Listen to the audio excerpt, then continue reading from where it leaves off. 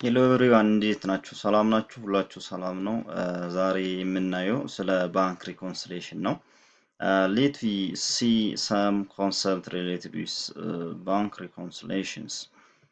For example, ABC company is a customer of Dashin Bank. ABC company Dashin Bank customer ቢሆን so at the end of the year, at the end of the month, the company receive bank statement for the month of November 31, 2016. ለምሳሌ ኖቬምበር 31 2016 ላይ ካምፓኒ ባንክ ስቴትመንቱን ሲቀበል የባንክ ስቴትመንቱ የሚገልጸው አማውንት 23932.5 ነው።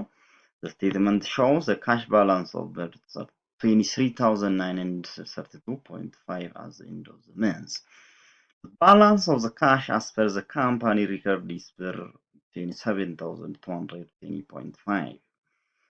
የቡክ ካምፓኒ ስቴትመንት ወይ ደግሞ ቡክ ስቴትመንት ኦፍ ካምፓኒ የምንለው ሪከርድ የተደረገ የካምፓኒ ስቴትመንት ደግሞ 27220.5 ነው የሚያሳየው። ስለዚህ የባንክ ስቴትመንት እና የቡክ ስቴትመንቱ አንድ አይደለም ማለት ነው። አንዱ 23900 ምናምን አንዱ 27220.5 ነው። ስለዚህ ይሄ አማውንት ለምንድን ነው ኢኳል ያልመጣ ምን መሆን አለበት ምለው ማወቅ አለብን። ስለዚህ ሁለቱ አማውንት ባላንስ መደረግ አለበት፣ አጀስት መደረግ አለበት። ሶ ይሄን አጀስት የምናደርግበት ፕሮሰስ ባንክ ሪኮንሲሌሽን ይባላል። ሶ the process of reconciling refiling the amount, okay, balancing the amount of bank account and the book statement of the company is known as bank reconciliation. So to reconcile we should have to use reconciling items. ይሄ ሪኮንሳይል ስናደርግ አይተሞች ይኖረናል። ሪኮንሳይሊንግ ስቴፕ ስለምንጠቀም ሪኮንሳይሊንግ አይተሞችን እንጠቀማለን። For example, a debit memorandum for bill certified for bank service charge combined the statement. ባንክ ሰርቪስ ቻርጅ 35 ብር ዲዳክት አድርጓል አገልግሎቱን ስለሰጠ 35 ባንኩን 5 ብሩን ቀንሶታል።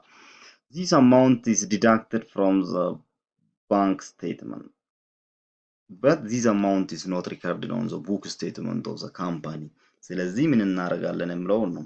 ይሄ አማውንት ከባንክ ስቴትመንቱ ተቀንሷል፣ ግን ደግሞ ከቡክ ስቴትመንቱ ላይ ደግሞ የካምፓኒ ሪከርድ ላይ አልተመዘገበም። ስለዚህ ምን አድርገን እናስተካክላለን የምለውን እናያለን። በኤግዛምፕል the following checks is issued in November are not yet paid by the bank.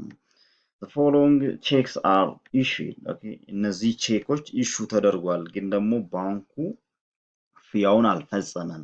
ስለዚህ ይሄ አማውንት ኢኳል እንዳይመጣ አድርጓል ማለት ነው። አዘ እንደው ዘመን ሶ ቼክ የመጀመሪያ ቼክ 762 የሁለተኛ ቼክ 930 ካሽ ፔመንት ሜድ ፎር ብር 2000 የካሽ ፔመንት የ250 ብር ግን ደግሞ ሲመዘገብ 205 ተደርጎ ተመዝግቧል።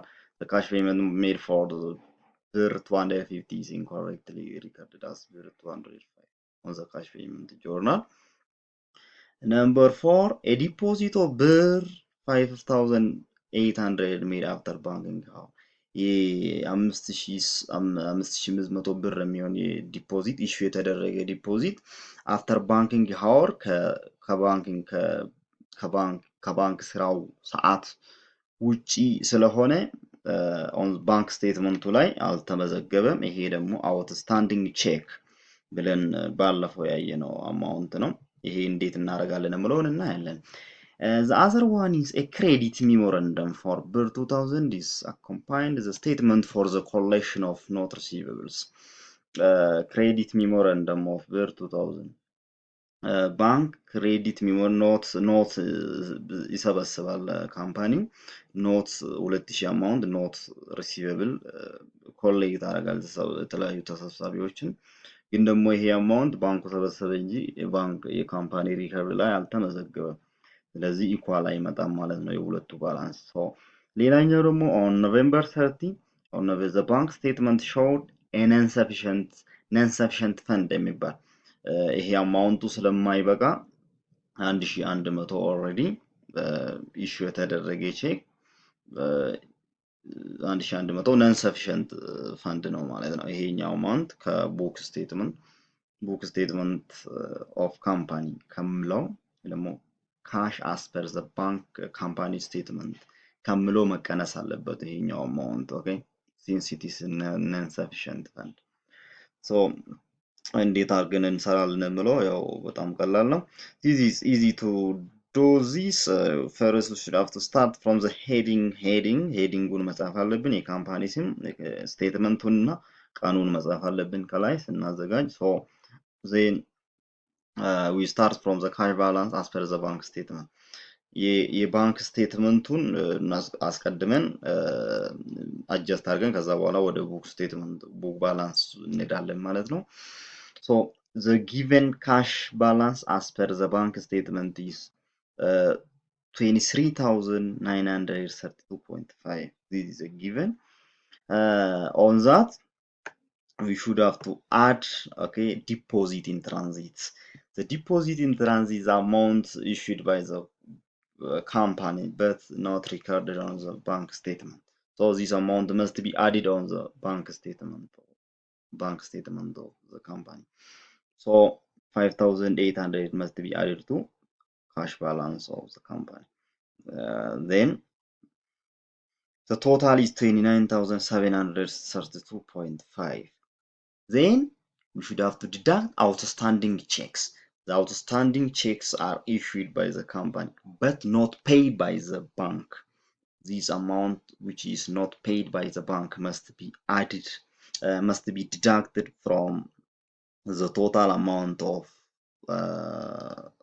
bank statement amount. So from 29,732.5 when we deduct 1,000 from that, when we deduct 1,692, the left amount of the adjusted balance is 28,040.5. so this is adjusted bank balance. ካሽ ባላንስ አርፈ ዘ ባንክ የባንክ ስቴትመንቱ 23,932.5 ነበረ።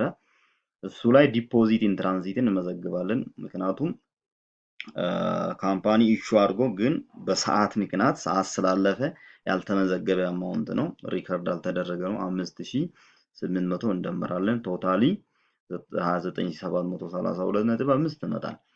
ከዛ በኋላ አውትስታንዲንግ ቼክን እንቀንስ። አውትስታንዲንግ ቼክ የምንላቸው ኢሹ የተደረጉ ቼኮች በካምፓኒ ኢሹ የተደረገ ቼክ ነው፣ ግን ደግሞ ከባንክ ስቴትመንት ያልወጣ ክፍያ ነው ይሄኛው። ስለዚህ ምን መሆን አለበት?